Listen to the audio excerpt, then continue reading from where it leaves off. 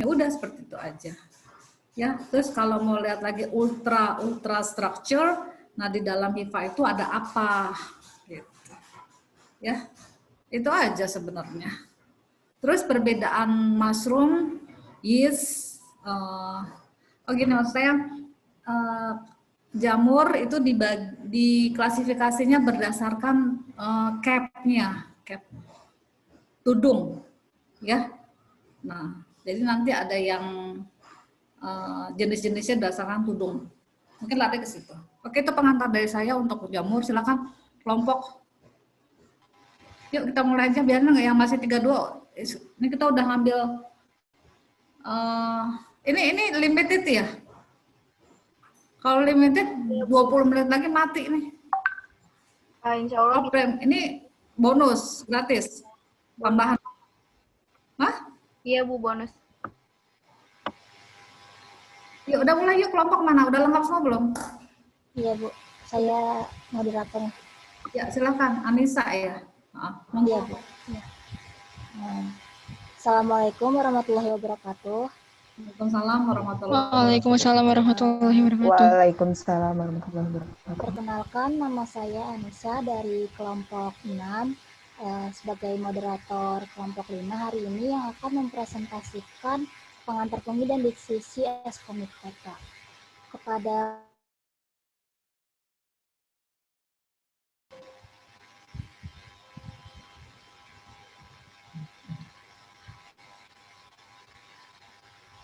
dipersilahkan untuk kelompok 5 untuk diambil alih.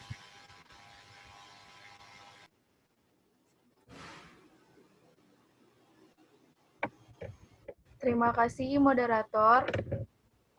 Langsung saja kita mulai materi hari ini, yaitu fungi. Nah, yang pertama sebelum masuk ke divisi Askomikota, kita masuk dulu ke pengantar funginya terlebih dahulu.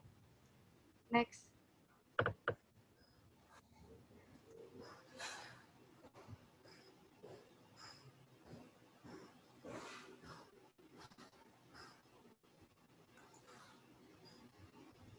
Berikut adalah anggota kelompok 5, ada saya Rena, ada Bayu, ada Hosiana, ada Lita,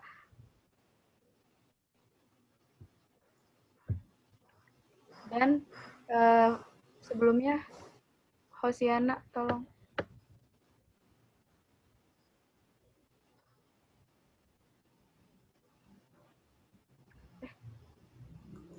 Oke, next ya berarti.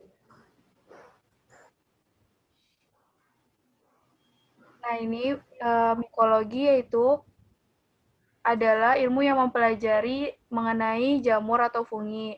Nah, ini tuh berasal dari bahasa Yunani yaitu mikos yang berarti cendawan atau salah satu jenis jamur yang berbentuk payung. Jadi cendawan ini adalah salah satu jamur yang cupnya itu berbentuk payung. Kemudian lanjut.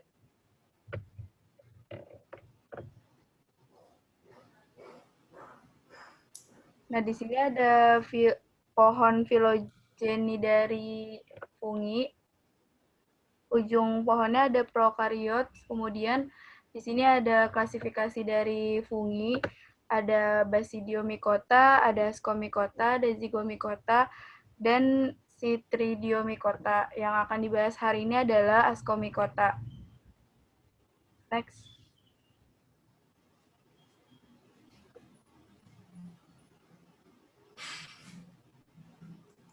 Kemudian masuk kepada karakteristik dan ciri umum fungi.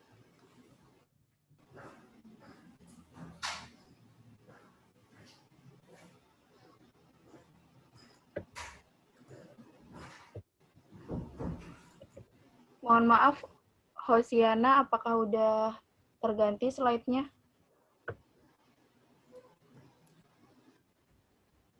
Nah ya, di sini ada definisi dari fungi itu sendiri, yaitu makhluk hidup yang menempati taxa kingdom fungi, yang berarti fungi ini bukan tumbuhan, karena fungi ini tidak melakukan fotosintesis.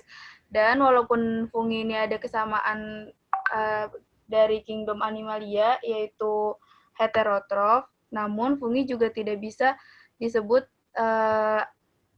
golongan animalia karena fungi ini tidak bisa bergerak aktif seperti makhluk hidup yang ada pada kingdom animalia. Jadi fungi ini memiliki kerajaannya sendiri.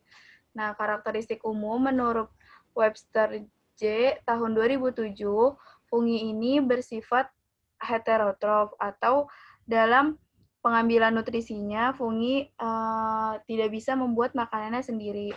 Kemudian, fungi secara umum memiliki dinding sel yang tersusun dari glukan dan kitin. Pada sedikit fungi ada yang tersusun dari glukan dan selulosa, contohnya Oomycota.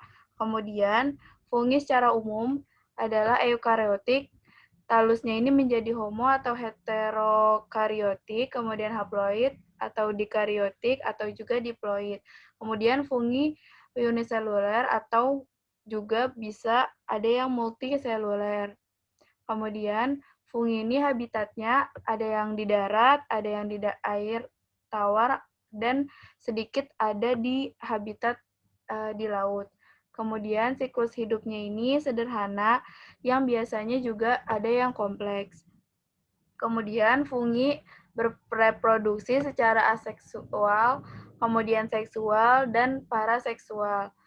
Kemudian fungi biasanya ini ciri umumnya yaitu penghasil spora. Sporanya kecil secara mikroskopis yang diproduksi dengan jumlah tinggi. Sporanya ini motil dan terbatas pada jenis tertentu pada kelompok fungi tertentu. Kemudian ada sporokarps, yaitu tempat penyimpanan spora. Ini bersifat mikroskopis atau juga bisa bersifat makroskopis dan kadang menunjukkan bentuk yang khas. Kemudian dalam ekologinya, fungi ini sebagai saprotrof atau organisme yang memanfaatkan energi dari hasil penguraian bahan organik sisa makhluk hidup. Nah, organisme ini atau fungi ini mengubah senyawa organik menjadi senyawa anorganik. Kemudian, fungi juga bersifat simbion mutualistik. Kemudian ada yang bersifat parasit juga, ada yang hiperparasit. Next. Nah, kemudian masuk kepada struktur umum fungi. Setiap fungi ini pasti memiliki hifa, kemudian pasti memiliki miselium. Nah, dari hifa ini adalah bentuk yang memanjang menyerupai benang-benang. Kemudian ada juga struktur dari fungi yaitu septa. Nah, septa ini merupakan bagian hifa yang seperti sekat antar selnya. Nanti di next slide ada gambarnya. Kemudian miselium ini secara singkat ini maksudnya adalah kumpulan dari hifa. Nah, kadang miselium ini juga disebut talus. Kemudian ada miselium vegetatif. Nah, ini tidak semua jamur ada. Biasanya ini sebagai penyerap makanan dari organisme lain atau sisa-sisa organisme. Jadi miselium vegetatif ini gunanya buat menyerap makanan. Next.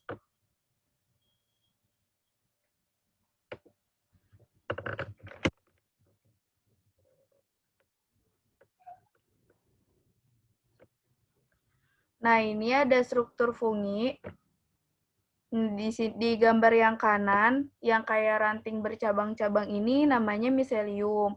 Nah, yang cabang-cabangnya ini namanya hifanya. Nah, di sini ada diperbesar yang di pojok kanan atas, ada yang bagian sekatnya ini namanya septum. Kalau misalnya bentuk jamaknya namanya septa.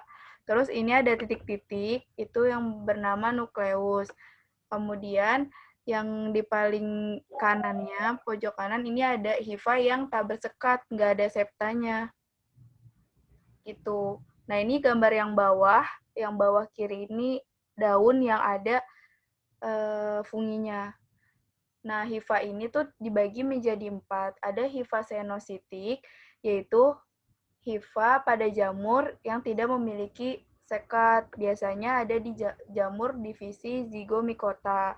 Kemudian ada hifa monositik yang merupakan hifa pada jamur yang memiliki sekat dengan inti sel 1. Biasanya ini ada di jamur divisi Ascomycota dan Basidiomycota. Kemudian ada hifa dikaryotik yang mempunyai 2 inti sel. Kemudian ada hifa haustoria yang biasanya ini merupakan hifa khusus pada jamur parasit yang memiliki fungsi untuk menyerap makanan pada inangnya. Next.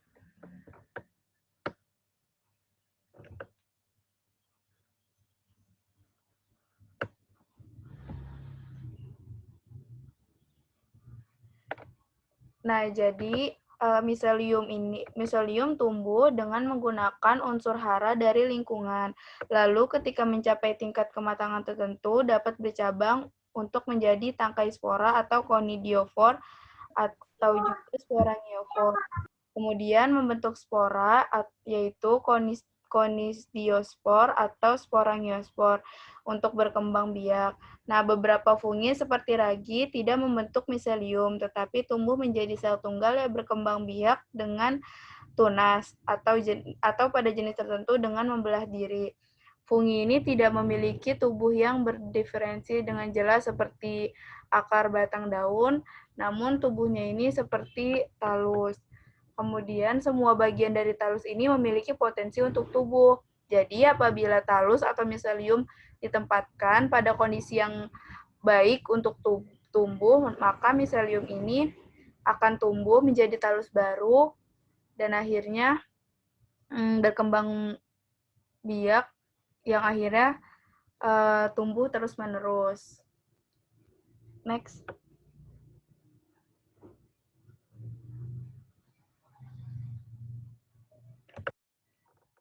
Berikut adalah struktur tubuh vegetatif fungi. Ini terdiri dari yang pertama ini sporangiospor atau aplanospor dan yang kedua ada conidiospor. Nah, yang pertama ini yang sporangiospor ini masuknya yaitu hifa senositik atau tidak bersepta. Di sini ada bagian-bagiannya dan gambarnya. Yang A ini akarnya, bukan akar sih, maksudnya lebih kepada mirip akar gitu. Soalnya bentuk hifanya kan bercabang, terus udah gitu akhirnya jadi miselium yang bercabang-cabang mirip akar gitu, tapi bukan akar namanya. Kemudian stolon ini bentuk yang B-nya ini hifa yang berbeda dari permukaan substrat. Kemudian ada sporangiofor yang ditujukan pada huruf C. Bentuk hifa berupa tangkai, terdapat sporangium di ujungnya. Kemudian ada sporangiumnya yang D. Kemudian ada yang E itu sporangiosporanya atau aplanospor yang merupakan spora aseksual untuk divisi zygomicota. Nah, yang kedua ini ada conidiospor. Jenis tipe hifanya ini hifa monositik atau bersepta. Terlihat ya perbedaan dari hifanya ini, yang bagian bawahnya ini yang conidiospor ini ada sekatnya, ada septanya. Kalau yang sporangiospor nggak ada sekatnya.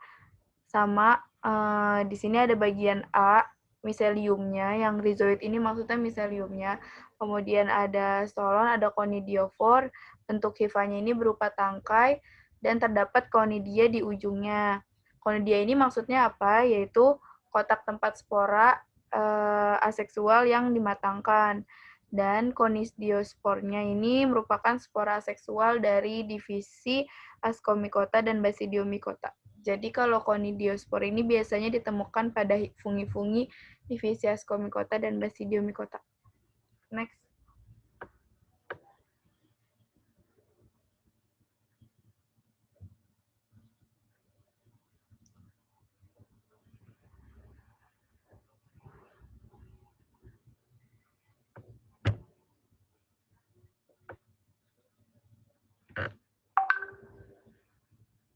Nah, di sini ada macam-macam conidia, yaitu ada yang sederhana, yaitu satu conidiofor. Contohnya itu ada Geotricium sp, ada yang conidianya bercabang, contohnya Trichoderma sp, ada yang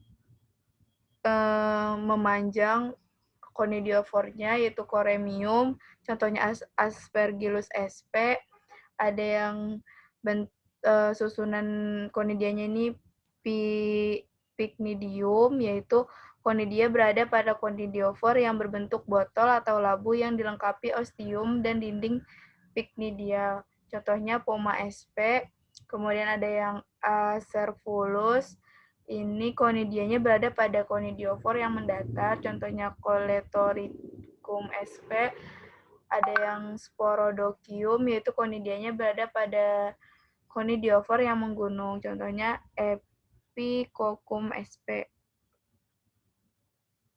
Next.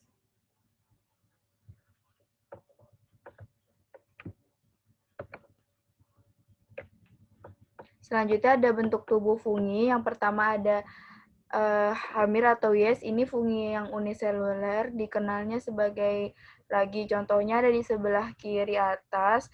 Ini adalah fungi Saccharomyces. Bentuknya kayak bulat gitu. Terus ada yang kedua ini yang bentuk tubuh funginya seperti cendawan, atau biasanya yang kita sebut ada payungnya tuh yang ini. Ini funginya multiseluler dan berbentuknya tuh tubuh buah.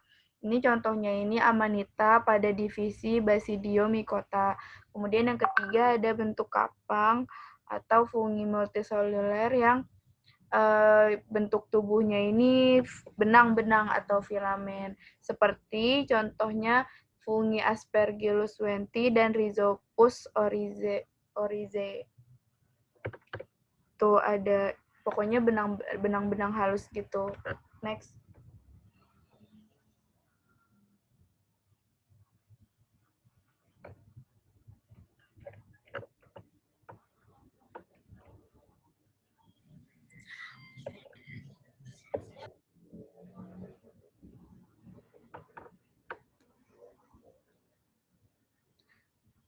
Mungkin Mohon maaf Ibu dan teman-teman.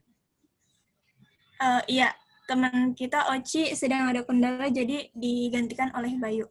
Mohon maaf sebentar.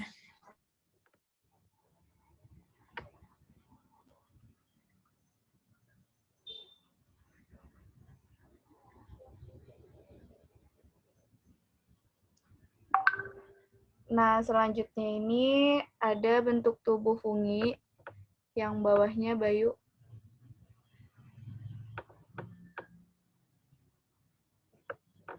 Nah, ini bentuk tubuh buah fungi ini ada yang berbentuk payung, contohnya Lentinus edodes atau jamur Hicocyte. Kemudian ada yang berbentuk kuping, contohnya Auricularia polytricha atau biasa disebut jamur kuping. Ada yang bentuk tubuh buahnya ini setengah lingkaran, contohnya Ganoderma aplanatum, dan ada yang bentuknya bulat, contohnya Volvarille volvaxea atau jamur merang. Next. Selanjutnya akan dijelaskan oleh teman saya, Bayu, mengenai daur hidup fungi, siklus hidup fungi. Baik, terima kasih Rena. Sebelumnya apakah suara saya terdengar? Terdengar. Terima kasih. Selanjutnya saya akan menjelaskan mengenai siklus hidup dari Ascomycota. Siklus hidup dari Ascomycota ini ada dua. Yang pertama ada siklus aseksual dan yang kedua ada siklus seksual. Nah, kedua siklus reproduksi ini saling berkaitan. Yang pertama ini kita mulai dari pertemuan si Ascogonium dengan Antheridium. Setelah kita ketahui bersama ya teman-teman bahwa Ascogonium ini merupakan alat reproduksi dari betina dan Antheridium ini merupakan alat reproduksi dari jantan. Nah, setelah kedua alat reproduksi ini bertemu, maka mereka akan melakukan yang namanya plasmogami. Plasmogami ini merupakan penyatuan dua plasma antara si ascogonium dengan antheridium yang terjadi di ascokar. Nah, setelah terjadi plasmogami, maka terjadilah kariogami. Kariogami ini merupakan penyatuan nukleus yang membentuk zigot yang bersifat diploid. Setelah zigot yang bersifat diploid ini terbentuk, maka terjadilah proses meiosis. Pada proses meiosis ini terbentuknya nukleus, 4 nukleus yang bersifat haploid. Nah, setelah meiosis terjadi, pada ascomycota ini tidak langsung ke tahap perkecambahan, melainkan melalui proses mitosis terlebih dahulu. Mitosis ini merupakan pengkaliduaan dari meiosis. Tadi kan meiosis-nya ada 4 haploid. Setelah terjadi mitosis, maka 4 ini dikali 2 menjadi menghasilkan 8 ascospora yang bersifat haploid. Nah, setelah menghasilkan 8 ascospora ini, maka terjadilah perkecambahan dan proses penyebaran si ascospora ini. Nah, ketika ascospora ini tersebar di substrat yang tepat, maka ia akan tumbuh membentuk hifa. Nah, hifa di sini nanti bersiklus lagi nih, ada yang terbentuk berproses secara seksual, dan ada lagi yang di ujung hifa ada yang menjadi conidiospor yang nantinya ini akan bereproduksi secara aseksual dengan mitosis. Setelah itu terbentuklah spora. Setelah terbentuklah spora, maka terjadilah proses penyebaran tadi, dan begitu seterusnya. Selanjutnya, saya akan menjelaskan mengenai klasifikasi umum dari fungi. Nah, klasifikasi umum dari fungi ini terbagi menjadi 4 divisi berdasarkan cara reproduksinya secara generatif. Yang pertama ada divisi Zygomicota, yang kedua ada divisi Ascomycota, yang ketiga ada divisi Basidiomycota, dan yang keempat ada divisi Deuteromycota. Untuk yang pertama, divisi Zygomicota, ciri-cirinya yaitu tubuhnya terdiri atas hifa tabersepta dan memiliki banyak inti. Kemudian menghasilkan zigospora sebagai hasil reproduksi seksualnya. Septanya hanya terdapat pada sel untuk reproduksi. Kemudian dinding selnya mengandung zat kitin, tidak memiliki tubuh buah, kemudian bersifat multiseluler. Reproduksinya secara vegetatif atau aseksual dengan cara membentuk spora vegetatif atau spora aseksual. Selanjutnya yang kedua ada divisi dari Ascomycota. Ciri-ciri dari Ascomycota antara lain hidupnya saprofit, parasit atau bersimbiosis. Tubuhnya ada yang uniseluler seperti Saccharomyces, dan ada yang multiseluler dengan hifa bersekat dan bercabang-cabang. Reproduksinya secara aseksual dengan membentuk conidiospora dan menghasilkan yang dihasilkan oleh struktur yang disebut conidium. Sedangkan reproduksi seksualnya dengan membentuk ascospora di dalam ascus yang tadi sudah saya jelaskan. Kemudian divisi yang ketiga ada Basidiomycota. Nah, Basidiomycota ini berbentuk seperti payung. Pada bagian bawahnya ini terdapat basidia untuk membentuk si Basidiospora ini. Nah, biasanya ini divisi dari jamur yang biasanya kita konsumsi di divisi Basidiomycota ini. Selanjutnya yang terakhir ada divisi Chytridiomycota. Cirinya yaitu kebanyakan uniseluler, namun beberapa jenisnya multiseluler. Kemudian dinding selnya tersusun atas senyawa kitin. Bagian besar bersifat saprofit, namun ada yang bersifat parasit pada tumbuhan maupun hewan. Cryptridium micota melakukan perkembangbiakan secara aseksual dengan membentuk zoospora berinti satu dan berflagel yang muncul di ujung belakang. Reproduksinya secara seksual dengan peleburan planogamet, peleburan gametangium, dan persatuan antara hifa-hifa atau sel-sel yang bersesuaian. Sebagian besar merupakan organisme yang hidup di air atau akuatik. Merupakan primitif organisme peralihan dari protista ke jamur, serta satu-satunya anggota kingdom fungi yang memiliki flagel. Di sini ada gambarnya dari divisi Cryptridium micota ini. Selanjutnya akan dijelaskan oleh teman saya, Lita. Kepada Lita, dipersilakan. Ya, baik. Terima kasih, Bayu. Apakah suara saya terdengar? Terdengar, Lita. Dengar, Lita. Ya, terima kasih. Selanjutnya kita akan membahas ke filum Ascomycota. Yang pertama itu karakteristiknya. Dia ini jamur yang berbentuk kantong, yang tadi sudah dijelaskan juga ya. Lalu dia itu tumbuhnya di tanah, di atas tanah, di air tawar, juga di laut. Dan dia ini uniseluler dan multiseluler. Dia ini bersifat saprotrof atau saprofit, dan juga bersifat parasit. Kebanyakan Ascomycota ini dikenal oleh tubuh buah yang disebut ascocarp, yang strukturnya ini mengelilingi asci. Atau tunggalnya itu disebut ascus. Nah, dia ini memiliki hifa yang bersekat, bercabang, dan berinti banyak. Next.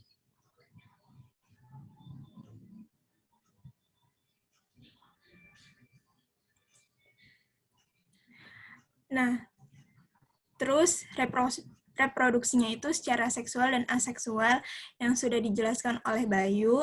Lalu dia mempunyai ascus yang mengandung ascospora, umumnya itu 8.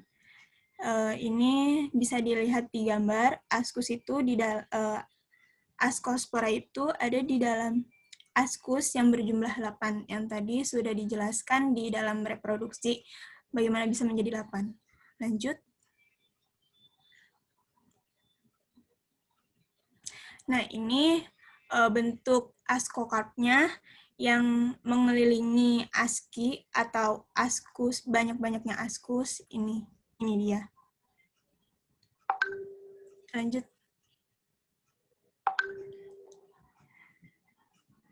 Nah, kalau ini itu gambar conidianya.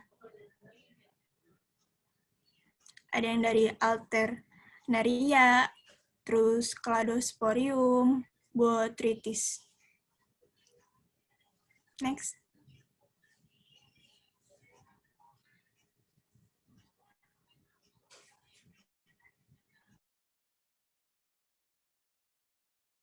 Endosimbiosis fungi. Nah, di sini saya didapatkan di NCBI yang berjudul Endosymbiose for Eukaryote.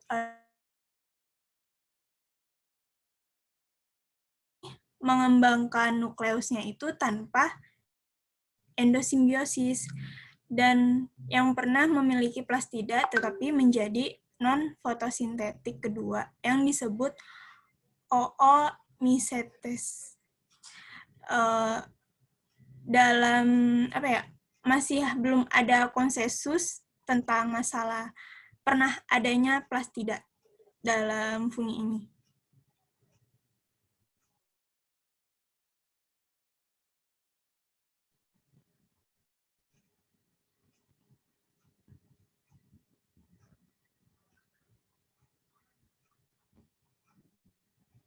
Nah, selanjutnya akan dijelaskan oleh teman saya. Selanjutnya adalah klasifikasi Ascomycota. Ascomycota ini dibagi menjadi 3 subfilum. Yang pertama, Pezizomycotina, kemudian ada Saccharomycotina, dan Taprinomycotina. Nah, subfilum Pezizomycotina ini dibagi lagi kelasnya menjadi Euascomycetes, Discomycetes, dan Pyrenomycetes.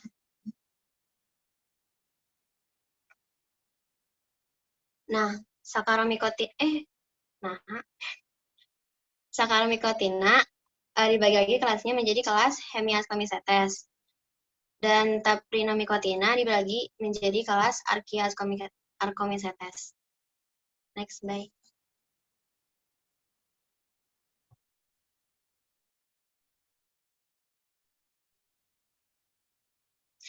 Yang pertama, kelas Discomycetes, ciri-cirinya itu tubuh buahnya berbentuk apotesium. Nah, apotesium itu berbentuk mangkuk atau cangkir dan berwarna terang. Kemudian askusnya berbentuk silindir atau bulat dan terdapat parafisis. Tipe askusnya itu operculata dan inoperculata. Next. Kemudian kelas Pyrenomycetes itu ciri-cirinya tubuh buahnya berbentuk piretesium. Kemudian askusnya bertipe unitunicata. Kelas ini tuh parasit pada tanaman dan mamalia dan menghasilkan mitotoksin.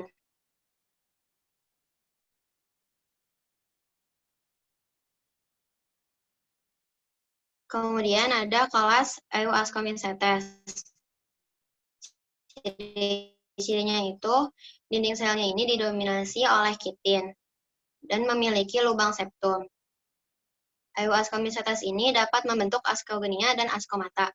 Kebanyakan dari jamur ini menghasilkan hifa pada medium buatan. Kelas Euascomycetes ini memiliki 3 subkelas, yaitu yang pertama Plectomycetes, kemudian Hymenoascomycetes, dan Leculoascomycetes. Next. Subkelas yang pertama yaitu subkelas Plectomycetes. Ciri-cirinya itu tidak dapat membentuk askoma seluler dan askusnya yang prototunicata tidak mempunyai hematesium. Askusnya terdapat bebas di atas miselium dan Cleistotesium. Kelas ini dibagi menjadi 3 ordo, yaitu ada maaf ya teman-teman. Nggak kelihatan, astagfirullahaladzim. Ascospherales, Onigenales, dan Eurotiales. Nah, contoh jamur yang termasuk kelas ini tuh ada Aspergillus sp dan Penicillium.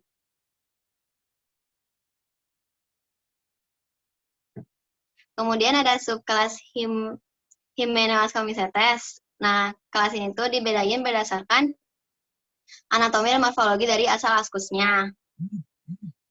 Kemudian yang terakhir ada subkelas Leculoascomycetes. Next.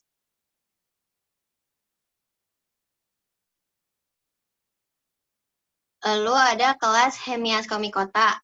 Ciri-cirinya itu askusnya tidak terbungkus di dalam tubuh buah dan jamur kelas ini tidak memiliki hifa. Tubuhnya terdiri dari sel bulat atau oval yang dapat bertunas sehingga terbentuk rantai sel. Pada pembentukan septanya terdiri dari satu atau beberapa pori yang mempunyai sumbat. Anggota dari kelas Hemiascomycetes ini adalah Saccharomyces. Next. Saccharomyces merupakan jamur yang bersel satu. Jamur ini hidupnya secara saprofit, dimanfaatkan untuk pembuatan tapai, alkohol, roti, dan sebagainya. Di dalam jamur ini banyak terdapat bulat atau oval, tidak memiliki hifa, dan tubuh buah. Reproduksinya seksual dengan membentuk kuncup.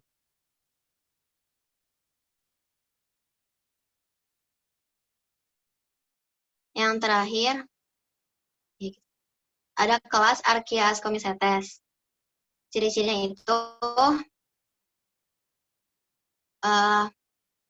memiliki tahapan seksual akogenos, tetapi tidak memiliki hifa akogenos. Nah, kelas ini tuh merupakan bentuk jamur Ascomycota primitif dan termasuk jamur yang mengalami reduksi dari spesies-spesies yang lebih kompleks. Reproduksi seksualnya dengan cara pertunasan atau pembelahan. Kelas ini terdiri dari 5 ordo, yaitu yang pertama, ordo Pneumocystidales, kemudian ordo Schizosaccharomycetales, ordo Neolectales, ordo Promycetales, dan ordo Taprinales.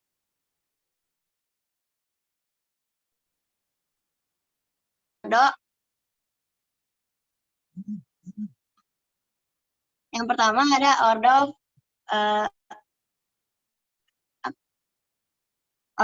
Pneumocystidales, yaitu yang menyebabkan pneumonia pada pasien HIV. Dahulu ordo ini itu dianggap sebagai protozoa. Kemudian ada ordo Schizosaccharomycetales, atau lebih dikenal dengan fission yeast karena reproduksi vegetatifnya dengan pembelahan sel. Kemudian ordo Neolectales, pada genus Neolecta mempunyai apothecia berbentuk clavatus dan bertangkai.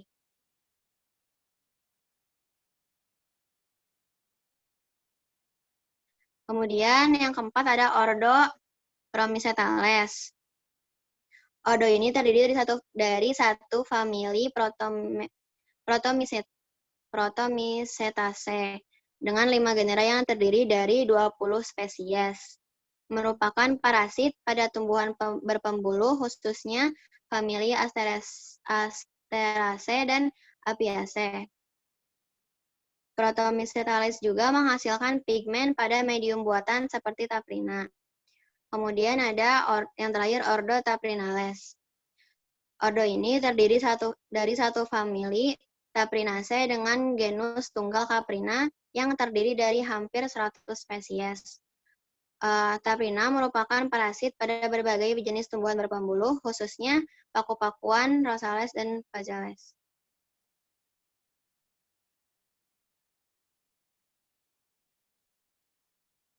Ini mah udah by next aja. Selanjutnya akan dijelaskan oleh teman. Belum Ketang. Selanjutnya ada habitat dan ekologi. Ascomycota umumnya hidup saprofit pada tanah dan juga sisa organisme. Sebagian dari Ascomycota ini merupakan parasit pada tumbuhan dan hewan. Ascomycota terdapat ada yang hidup di laut dan merupakan salah satu saproba utama. Ascomycota bisa dijumpai di permukaan roti, nasi, dan makanan basi. Ascomycota ada yang hidup sebagai parasit atau saprofit. Jamur yang hidup sebagai parasit bisa menyebabkan penyakit yang sangat merugikan seperti pada tanaman tembakau, pepaya, karet, teh, coklat, dan padi. Sedangkan jamur saprofit hidup pada bahan makanan atau sampah. Nah, selanjutnya akan dijelaskan oleh teman saya. Terima kasih, Atul. Sebelumnya, apakah suara saya terdengar? Terdengar. Terima kasih. Next. Selanjutnya kita akan membahas tentang manfaat Ascomycota. Next, bye. Fungi Ascomycota itu dapat berperan sebagai parasit ataupun saprofit. Jamur yang hidup sebagai parasit dapat menimbulkan penyakit yang sangat merugikan seperti pada tanaman tembakau, pepaya, karet, teh, coklat, dan padi. Sedangkan jamur saprofitnya hidup pada bahan makanan ataupun sampah. Kemudian dapat bertindak sebagai dekomposer untuk memecahkan materi organik seperti tumbuhan dan hewan yang sudah mati.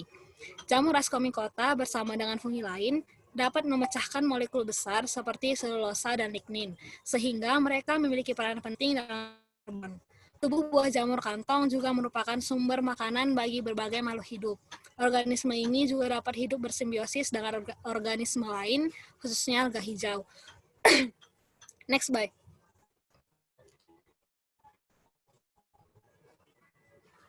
Nah, kemudian jamur Ascomycota dapat membentuk mikoriza. Mikoriza adalah simbiosis antara jamur dengan akar tumbuhan yang penting untuk pertumbuhan dan daya tahan tanaman. Ascomycota dapat memasuki korteks dari akar. tetapi tidak memasuki sitoplasma akar tumbuhan. Ektomycorrhiza membentuk mantel pada bagian luar akar dan tumbuh di antara dinding sel. Sedangkan endomycorrhiza dapat menembus dinding sel. Keberadaan jamur ini membuat akar tumbuhan memiliki area penyerapan yang lebih luas untuk mengambil mineral dari tanah. Beberapa jenis ada yang hidup sebagai parasit pada organisme lain. Jamur morel atau Morcella esculenta hidup bersimbiosis mutualisme dengan tumbuhan, membentuk mycorrhiza. Next slide. Nah, ini merupakan gambar dari jamur mycorrhiza.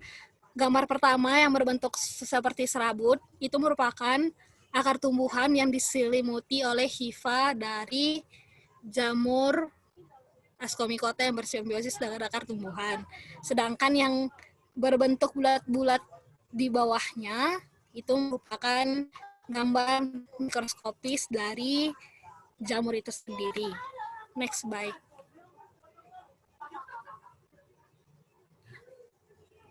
Yang kemudian dari Saccharomyces. Saccharomyces digunakan dalam proses fermentasi. Saccharomyces disebut juga sel kamir atau ragi.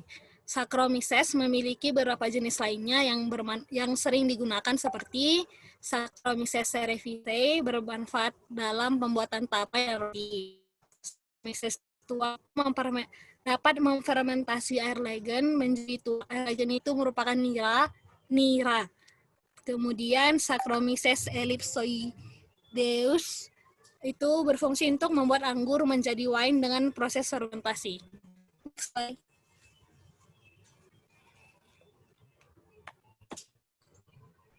Nah, ini merupakan gambar makroskopis dari Saccharomyces cerevisiae dan Saccharomyces ellipsoideus. Next.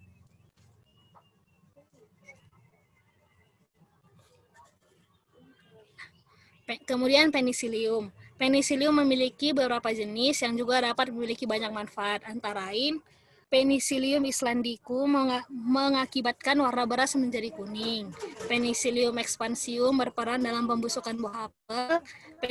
Penicillium italicum berperan dalam pembusukan buah jeruk. Penicillium notatum, Penicillium chrysogenum, dan Penicillium vermiculatum. Ketiga jenis jamur ini berperan sebagai penghasil antibiotik. Kemudian Penicillium camemberti dan Penicillium curevaci meningkatkan kualitas keju. Next. Ini merupakan gambar-gambar makroskopis dari Penicillium itu sendiri. Bisa diperhatikan. Next, bye.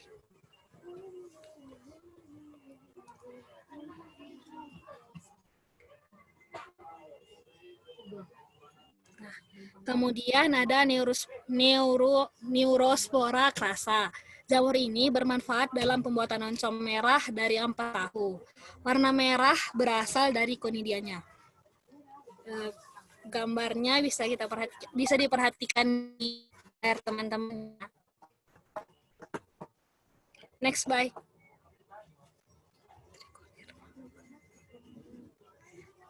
Next, bye. Selanjutnya, Trichoderma raceae. Trichoderma raceae dapat menghasilkan enzim selulosa untuk memproduksi PST atau protein sel tunggal. Next.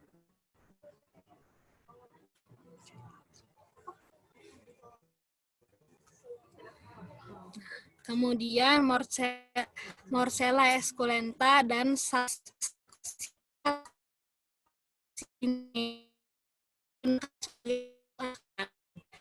jamur ini dapat dikonsumsi.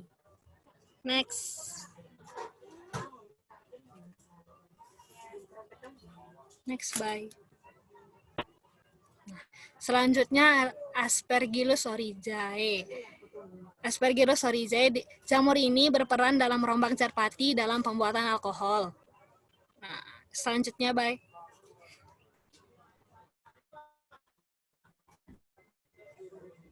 Next.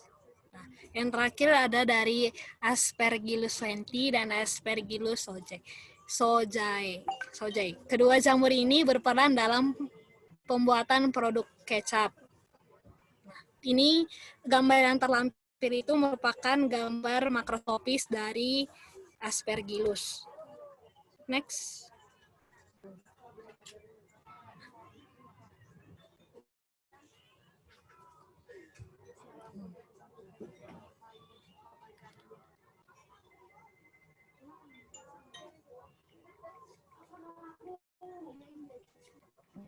Nah, selanjutnya untuk bagian mengkaji artikel akan dijelaskan oleh Lita. Nah ya, terima kasih Oci. Jadi di sini artikel yang judulnya Fungal Entomopathogens kita dapat dari situs web sciencedirect.com. Jadi di sini kita langsung ambil dari gambaran karakteristiknya. Si Ascomycota ini filum jamur yang terbesar yang lebih dari 33.000. Terus dia ini sejumlah besar jamur yang belum dideskripsikan.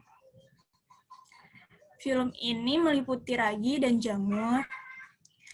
Dia ini fungi ini bermitra dengan alga dan cyanobacteria untuk membentuk simbiosis lumut spesies mycorrhiza, saprotrof, dan patogen.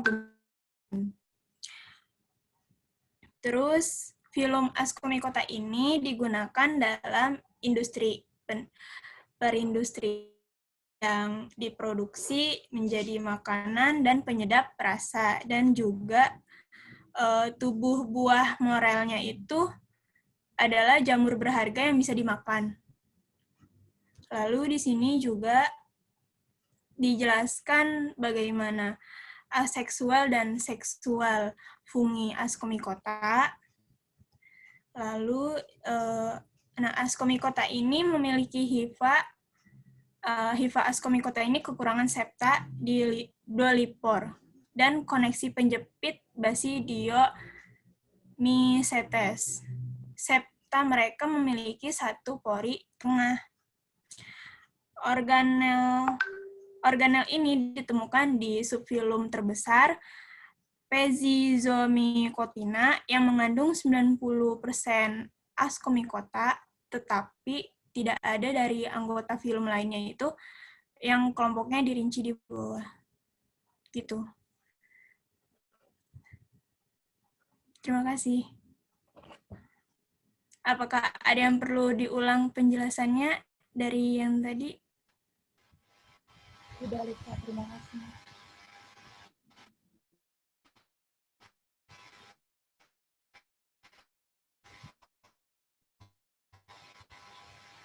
Presentasinya. Ya, selanjutnya ini ada daftar pustaka yang kita dapatkan. Dah. Baik. Ya, terima kasih. Saya ambil lagi ya sebagai moderator. Terima kasih atas presentasinya. Mungkin Bu Kanti ada yang mau ditanggapi atau ditambahkan? Ya, baik, terima kasih. Terima kasih moderator. Terus kelompok 5 ya. Materinya pengantar fungi dan Ascomycota. PPT-nya baik ya, udah cukup lengkap kontennya dan layout-nya baiklah. Cuma tadi masih ada yang itu yang warnanya agak pucat sedikit ya, yang dasarnya agak salem terus hurufnya putih gitu, jadi agak jadi nggak kelihatan tadi yang pas nggak kelihatan tuh. Oke, jadi gini, nanti bisa direview ulang ya oleh kelompok. Maksud saya gini. Dari semua divisi kayak Zygomycota, terus Chytridiomycota itu kan mikroskopis ya. Nanti mungkin kamu bisa tambahkan itu deh. Jadi anggota fungi secara keseluruhan. Kok saya udah langsung ke anggota fungi ya. Ini saya langsung to the point sih yang saya harapkan ada juga gitu di situ. Jadi yang kau tanya apa saja, sehingga inilah mikroskopis. Ini nanti Anda ketemunya di mikro. Ya, kita nggak bahas di sini, nanti overlap. Kita hanya ambil yang makro, karena di mikro tidak bahas jamur makro, di mikrobiologi. Jadi mikrobiologi itu kan bakteri, terus jamur mikro. Dia alga mikro juga enggak, alganya masuk ke sini. Terus virus dia bahas juga. Jadi supaya tidak overlap maksud saya. Nah, nanti bisa aja di pengantar ini sebagai pengantar, karena mikro itu kan di semester 5 ya. Jamur tuh ini keluarganya. Ini mikro kita nggak bahas, tapi boleh aja disampurkan di situ. Nah, saya mintanya Asko dan Basidio karena jamur makronya itu ada di sini. Tapi ternyata di Asko tadi, itu kan Anda bisa lihat ya, Penicillium tuh akhirnya masuk situ ya. Itu sejarahnya panjang tuh, karena pokoknya cirinya gini, kalau Ascomycota dia punya ascus, Basidiomycota dia punya basidium, itu ciri utama. Sehingga Saccharomyces dulu tuh dia masuk ke Omycota loh. Dulu ya, waktu saya pertama kali ngajar tuh dia masuk ke Omycota. Tapi ini sekarang ternyata memang iya dia masuk ke Ascomycota, karena dia ternyata punya ascus. Untuk Saccharomyces ya. Saccharomyces itu ragi, dan itu kita nggak bahas di sini. Ya, tapi untuk pendahuluan is okay. Ya, jadi nanti kalau ada pertanyaan-pertanyaan, mungkin in general reproduksinya, tapi kalau specifically ke genus yang dia mikroskopis, saya stop dulu, jangan di sini gitu. Nanti overlap, ya. Karena terus Penicillium ternyata juga masuk Ascomycota ya. Saya tanya sama grup nih. Saya agak kurang mengikuti perkembangannya, dan itu tadi memang makanya saya PPT saya nggak jadi-jadi, karena dia berubah-ubah gitu, ada berbagai versi. Nah, tadi ada yang ditampilkan Phylogeny ya. Nah, itu mungkin lihat tahunnya deh. Ya, saya juga tanya dengan tim mikrobiologi, saya minta dong klasifikasi yang fungi yang paling baru udah dikirimin sih, tapi kayaknya dia ngirimnya mikro semua, tentang dia Bu Dalia, Bu Yani, di kita Bu Anissa itu dari mikrobiologi. Kebanyakan mereka punyanya yang jamur mikroorganisme kan jadi mikrobiologi. Ya mungkin saya batasinya di situ. Nah, yang makro apa saja genusnya? Ya. Jadi kita bicaranya nanti kalau ada pertanyaan yang makro saja yang kita bahas. Tapi in general tadi Anda udah bisa baca. Ada pertanyaan nggak? Terus manfaat. Nah, kalau yang tadi saya sebut Zygomycota, Citridiomycota, itu hampir 100% dia mikro. Kecuali memang di Ascomycota dan Basidio dia. Nah, kalau Basidio masih banyak yang makronya, nanti yang kelompok berikutnya. Ya, oke. Saya kira itu yang saya buat. Nah, terus secara umum apa sih cirinya jamur? Udah dia nggak berfotosintesis, gitu aja. Dia nggak punya kloroplas. Itu ciri utama. Terus cara makannya apa? Dia nempel di substratnya, kemudian dia mengabsorpsi. Nah, mungkin yang menarik kalau udah bicara itu berarti masuk ke fisiologi itu. Gimana sih dia bisa mengabsorb? Nah, pasti dia mengeluarkan lendir dulu cairan, ya, untuk melunakkan tempat substratnya. Ya, sehingga kalau dia nempel di kayu, berarti kayunya akan melunak dulu karena lendir tadi yang dikeluarkan oleh jamur. Nah, ketika sudah lunak, baru dia mengabsorb. Gitu. Nah, mungkin kalau lebih menarik, kalau lebih ingin tahu, ya nanti bisa dicari. Nah, itu kalau udah bicara gitu, udah bicara fisiologi. Nanti jadi panjang banget. Ya, oke. Jadi intinya seperti itu. Terus susunan tubuhnya tuh apa? Susunan tubuhnya itu hanya hifa. Terus kalau dia banyak akhirnya jadi miselium yang banyak akhirnya membentuk tubuh buah. Hifanya ada hifa yang dia memang vegetatif untuk tumbuh dan jadi besar, tapi ada yang hifanya reproduction. Tubuh kita memang ada bagian-bagian memang dia, kita nggak bilang vegetatif ya, untuk pertumbuhan. Jadi juga hifanya itu nanti ada hifa yang memang mengandung spora yang memang untuk reproduction, tapi ada hifa yang memang fungsinya untuk vegetatifnya dia. Senosit ya, senosit itu terus ya gini. Kalau mau lebih detail lagi, saya juga ada bukunya, tapi saya nggak bahas lah di sini. HIFA itu ada yang bersepta, ada yang tidak. Septanya itu ya, septa kan sekat. Sekatnya itu ternyata menarik sekali karena sekatnya itu ternyata ada pori-porinya dan pori-porinya itu beragam sekali bentuknya. Nah, salah satu indikator klasifikasi itu bisa dilihat dari bentuk porinya, bentuk porusnya si septa. Anda bisa bayangkan nggak tuh? Itu kalau kita bicara ultra mikroskop ya, secara ultra structure. Jadi struktur yang ultra yang kecil. Jadi ada yang membagi klasifikasi jamur berdasarkan septanya.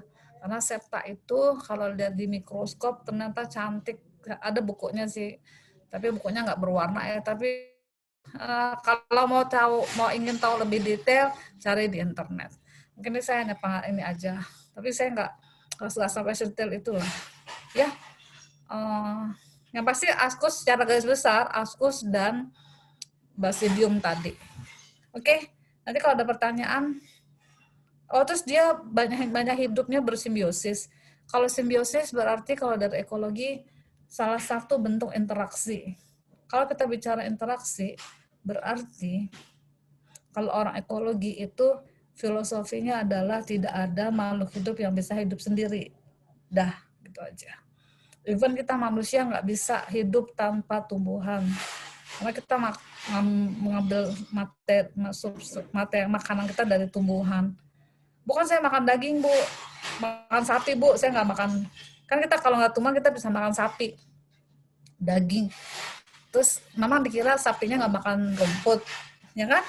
Nah, jadi sapi pun makan tumbuhan. Gitu.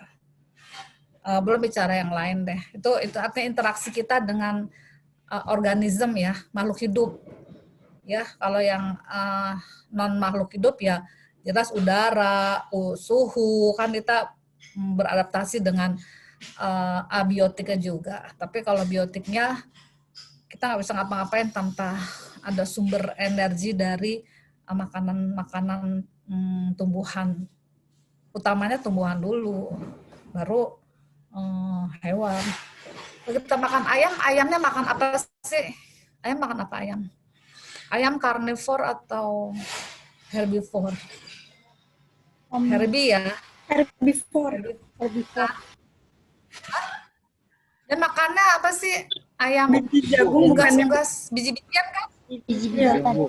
Nah, biji-bijian kan? Jadi kan makan sayuran, dia nggak makan tumbuhan kan? Dari biji-biji tumbuhan kan? Casting juga, Bu. Jadi ayam yang kita makan pun, nah nasi kan padi. Nah, jadi kamu nggak bisa makannya ayam, Bu. Emang ayamnya nggak makan tumbuhan. Jadi itu kalau ekologi, secara ekologi. Kalau secara habitat, aduh, ini ada suara-suara. Emang ini udah hari-hari terakhir nih yang mau masang ini. Saya akhirnya di rumah saya pasang kayak shelter gitu loh di halaman belakang saya karena panasnya luar biasa. Jadi saya bikin shelter, nanti mau kasih tanaman rambat karena exposure mataharinya terlalu tajam ya. Jadi udah deh, karena kita di rumah jadinya aduh nggak tahan deh, panas sekali. Biasanya juga kemarin kalau kerja juga hampir nggak ngeliat matahari ya. Pagi pulang sore, pagi dan pulang sore. Oke, jadi itu secara persebaran. Mungkin yang belum, kita nggak bicara sampai ke persebaran loh. Persebaran itu artinya jamur tertentu itu memang hanya bisa hidup di tempat tertentu. Terus jamur tidak terlalu populer di Indonesia karena Indonesia cenderung tropis, panas ya, suhunya cukup tinggi. Sementara jamur itu dia sukanya yang lembab. Jadi kalau musim penghujan lembab, nah di hutan banyak jamur. Kalau di kota juga ada jamur tumbuh gitu kan, tapi masih musim penghujan. Jadi bak jamur di musim hujan gitu kan.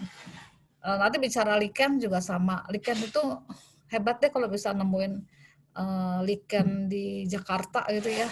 Karena dia maunya hanya suhunya yang rendah, dingin, sejuk, no pollution, nah itu baru lichen. Jadi saya agak surprise waktu ke mana ya, ke Jawa Barat tuh ada Ciwidey. Wah, ikannya lumayan banyak, jadi seneng gitu. Mungkin Cibodas itu masih ada bisa ketemu. Ya jamur juga sama. Dia tidak terlalu populer. Nah Bu, kalau yang kita makan bisa kita makan itu apa? Kita bisa makan karena itu jamur yang dibudidayakan. Ya, dibudidayakan artinya yang memang sengaja ditanam, dibuat kondisi lingkungannya supaya dia bisa survive. Kalau lingkungannya memang cukup sejuk gitu ya dia bisa hidup. Tapi kalau enggak dia pun bisa hidup tapi harus pakai air conditioner dan pakai AC gitu. Pernah juga ada sih. Ya kita pernah sebenarnya saya sama Bu Dalia dari Mikro mau mencoba bertanam jamur gitu loh. Saya enggak deh aku nggak ikutan mana bisa tumbuh. Ya jadi mahal dong. Ya masa AC, masa harus numbuhin jamur di tempat ber-AC gitu kan mahal. Ini Bogor gitu masih bisa lah budidaya jamur. Saya kira itu persebaran secara alami ya. Persebaran secara alami mungkin bisa dilihat juga, tapi maksud saya gini, Allah itu sudah begitu sangat baik hati, murah hati menyebarkan semua organisme merata. Kalau saya kasih contohnya seringnya gini, di Indonesia kita bisa bertanam Oryza sativa, tapi kita nggak punya gandum, tapi kita punya beras. Gandum nggak bisa hidup subur di Indonesia, dia hidupnya di subtropis, ya 4 musim, sehingga orang-orang bule ya makanya roti, karena sumber bikin roti kan dari gandum. Nah, gandum jadi terigunya dikirim ke kita, dibikin mie, jadilah Indomie, mie instan. Dan Anda suka sekali makan mie instan. Padahal bahan bakunya bukan dari Indonesia. Bahan baku kita adalah beras tadi misalnya.